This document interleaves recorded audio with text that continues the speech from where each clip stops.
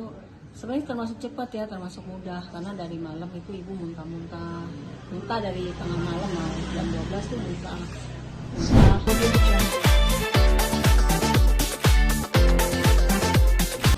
di karet diva di atas makam, jadi mau ditumpuk di makamnya mau Wali Sutina jam 10 ya, tapi insya Allah kan, karena kita harus telepon dulu pagi-pagi kan, dia mau datang sana kalau memang udah siap lubangnya itu semua. Pokoknya kita rencanakan jam 10 di sana. Apa itu atas permintaan dari almarhum untuk suku yang lahan? Enggak, itu ngobrol saya sama ibu udah lama kan, ini ibu kalau makam nanti mau di mana, kan mesti ada di Tanah Kusir. Aku mau Mawo, masih dekat Mawo, jadi kita punya 2 makam di situ, makam ibu sama makam omnya gitu, masih kan laki gitu. Terus aku maunya sebelahan gitu, jangan ibu, jangan sebelahan gitu, kan ibu sama Mawo aja, kan udah lama kan dari tahun 80 berapa gitu.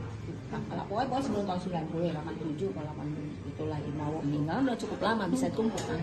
Ibu di situ aja ya, jadi ketika tadi ibu nggak ada, aku bisa langsung ngomong dong, bisa bilang udah di mana, langsung aja deh ke karet gitu. Jadi nggak usah kita berdebat sana sini karena emang udah gitu. Nggak ada tanda-tanda, tapi setiap orang muslimnya mesti ya hitam. Yeah. Jadi nggak ada rasa tanda-tanda gitu, biasa aja. Ceritain ulang Bu, meninggalnya di jam berapa? Meninggalnya tadi ibu jam setengah 8 setelah Isya itu. Jadi sebenarnya mulainya tuh sebenarnya termasuk cepat ya, termasuk mudah, karena dari malam itu ibu muntah dari tengah malam lah, jam 12 tuh muntah. Saya lagi mengerjakan pesanan kue, jadi gini loh, setiap hari kan ibu pas sholat, habis sholat maghrib Isya saya suapin itu, terus sudah minum susu. Dan saya bilang, ibu saya mau bikin kue dulu, nanti saya balik. Pas sudah saya balik, terus kok tadi kan kamar wangi ya, saya kasih aromaterapi, terus saya cium, kenapa bau nggak enak apa nih, bau nggak enak apa, tiba-tiba aku muntah gitu. Aku lihat udah basah tuh semua, cuma kan selalu pesan sama ibu kalau di kamar lagi nggak ada orang, kalau muntah ibu miring, ibu harus miring. Aku sering ngomong gitu, soalnya pernah ibu tuh teriak-teriak, aku nggak dengar, sampai aku lari dari belakang, kok kenceng banget teriaknya kan. Di sini tuh suara kalau suka naik ke atas gitu. Jadi aku dari situ ibu trauma, maunya ada orang terus di kamar, maunya pegangin. Kalau ibu nggak bisa kayak gitu, karena di rumah kan kadang anak kuliah, ada yang kerja, ada yang apa, jadi aku juga sibuk. Jadi ibu kalau muntah diri, bener itu pas aku kuliah udah banget, jadi aku juga sibuk. Jadi ibu kalau muntah diri, bener itu pas aku kuliah udah basah semua, spray, bantal, saya ganti semua. Kira-kira sejam kemudian muntah lagi, tapi udah saya pakai ini ya, saya tampung, udah dibersihin. Nggak lama baru juga aku muntah lagi sampai pagi. Akhirnya menjelang subuh tuh jam 4 saya telepon adik saya, kakak. Aku bilang kesini deh, aku rasanya agak-agak gimana ibu, dia dari ini, oh datang gitu kata saudara-saudaraku pada datang tuh. Nah Desi masih muntah aja. Terus sebenarnya semalam ini udah panik bu, kita ke rumah sakit. Ibu selalu pesan nggak mau ya bawa rumah sakit, dan pernah bawa ibu ke rumah sakit. Udah lama banget tuh, setiap sakit pesannya gitu. Jadi ya udah deh, jadi aku berusaha mati-matian cari kan, selalu udah ada langganan. Jadi aku kalau itu panggil yang bisa panggil dokter ke rumah, dan cari online. Ini udah yang kelima kali gitu sebenarnya. Jadi aku kadang-kadang infus gitu, kadang-kadang ibu infus untuk supaya tubuhnya fit, enak gitu. Jadi ini kan karena lagi kayak gitu, udah muntah banyak banget dong, ini udah nggak benar, bisa dehidrasi. Jadi aku panggil, udah minta infus. Nah sama dokter tuh diinfus kayak diguyur gitu ya, jadi langsung 500 ml, karena udah sampai dokter datang tuh udah 13 kali muntah. Terakhir ada anaknya dari almarhum. Ibu saya nggak bawel, terus ibu saya selalu kalau ngajarin jadi orang ada nol masih terus ya gitu deh, apalagi masalah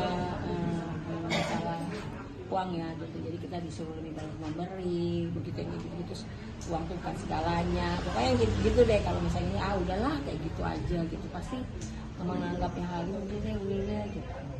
Kan pernah saya ditipu parah tuh ibu saya.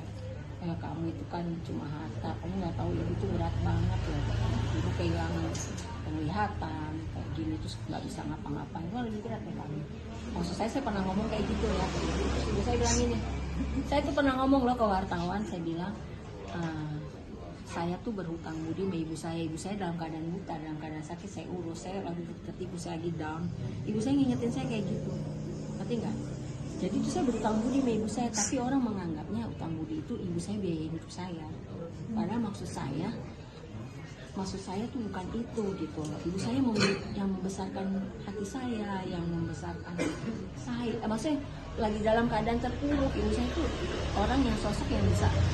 Cuma dengan segampang itu, kau pikir nggak berat ke ibu? Dia cuma ngomong itu, ibu diem aja. Kamu pikir nggak berat ke ibu? Nggak bisa lihat, nggak bisa ngapa-ngapain. Mau minum pun harus disuruh minta. Kalau aku nggak minta tolong minum, aku nggak bisa minum sendiri, nggak bisa minum sendiri.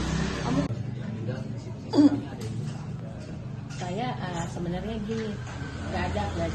Cuma sih udah rasa, saya udah dari ibu nggak pernah seperti itu. Abis dokter pulang aja, biasanya itu selalu abis dokter pergi ada infus, ada obat, selesai kan. Ini nggak muntah terus, dikasih obat muntah, dikasih makan muntah. Sampai saya bingung, ini nggak benar, saya cari lagi suster, infus lagi lanjut. Akhirnya ya, saya kan belum tidur kemarin. Saya benar-benar nggak tidur, itu ibu muntah terus. Akhirnya saya cuma sama adik saya, kakak saya udah tidur gantian, saya tidur. Saya tidur 2 jam, soalnya nggak tahu, saya nggak tahu udah tidur berapa lama. Pokoknya anak saya ibu lihat nenek gitu.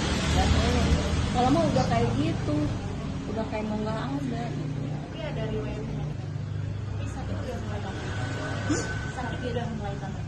Sakit udah lama banget. Yang semenjak buta itu kan langsung berbaring aja, nggak bisa bangun. Jadi kayak dari tahun 2012. Sebelumnya jadi sakit itu karena bekas jatuh, jadi pakai alat bantu tuh di rumah saya dari anak saya masih kecil banget, masih setahun 2 tahun, yang 3 tahun ya, yang paling kecil. Sekarang udah 20 tahun, udah 17 tahun kan. Pernah pulang ke Pinang, balik lagi ke sini karena banjir kan sana.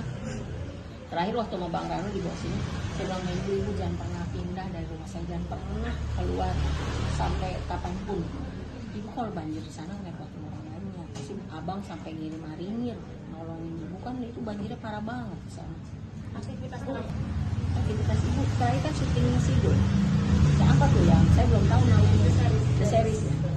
Bu, ada keinginan atau rencana yang sampaikan ya? Nggak ada. Nggak, paling ini dulu ibu saya nih kan kita suka pasang cerita-cerita tentang masjid-masjid itu gini. Aku nggak tahu loh kalau kita tuh harus ke Masjidil Aqsa, aku nggak tahu loh gitu. Aku tahu gitu aku ke Masjidil Aqsa itu yang suka diseselin dulu, kenapa ya nggak tahu, kan sebenarnya dulu ada umroh yang ke Masjidil Aqsa, nggak tahu ya aku nyesel nih nggak kesana gitu, yang diseselin ibu saya nggak pernah ke Masjidil Aqsa. Apa-apa bu di sana serem bilang sana. Gitu. Lu koma udah nggak bisa apa-apa gini ya. Dua penyakit yang nggak bisa apapun kalau udah kayak ibu saya, dokter mata sama dokter gigi. Sebenarnya ada gangguan masalah gigi. Jadi makan sulit, kalau dikasih makan tuh nggak boleh ada kasarnya sama sekali, jadi harus bubur halus gitu. Terus udah nggak bisa yang dingin, nggak mau, jadi semua serba hangat. Jadi kan susah saya kalau mau kasih jus. Jadi saya juga ada bingung juga kasih makan ibu. Kadang makan 2 suap, 3 suap, minta udahan. Emang ibu kalau seperti itu gimana? Saya bilang ibu kok kayak gitu gimana? Makan sama ada cucu saya. Ibu sama cucu saya sama Abel makannya banyakan Abel loh. Saya suka gitu. Kayak gini. Aku makan udah gitu, baru 2 suap. 2 suap udah. Gak bisa, aku bilang. Bagaimana 2 suap bisa bikin ibu badannya enak? Nanti ngeluh malam-malam perutnya kok sakit gitu. Bilang gitu. Jadi kayak saya anak-anak, jadi kita agak bisa tetap ada tekanan gitu, karena sama yang lain nggak bisa. Kalau sama yang lain adik saya, aku bilang udah, sama saya nggak bisa. Kalau makan ya harus habis. Saya rayu, saya caranya gimana harus habis. Jadi agak segan gitu sama saya. Tapi kadang walaupun mukanya agak nggak saya seneng tetap dimakan. Gitu. Terus kenangan yang paling berkesan bisa Semuanya berkesan nih buat saya. Saya tuh deket banget sama ibu dari saya masih kecil. Dari saya masih kecil saya deket banget sama ibu. Sampai saya udah tahu apa yang misalnya ibu mau apa nggak usah diomong. Atau ibu juga begitu ke saya. Jadi kalau kita mau apa, misalnya ibu saya suaranya, ibu saya tuh orang yang tipikal ibu baik banget, lembut, sabar. Jadi kalau nonton di film-film yang dulu apalagi Mbak Benyamin, ibu saya cerewet lah, yang ini wah. Film yang lama jadi orang jahat. Nah itu nggak, mau ketawa aja kita nontonnya, itu bukan ibu saya, itu benar-benar bukan ibu gitu, ibu nggak kayak gitu. Nggak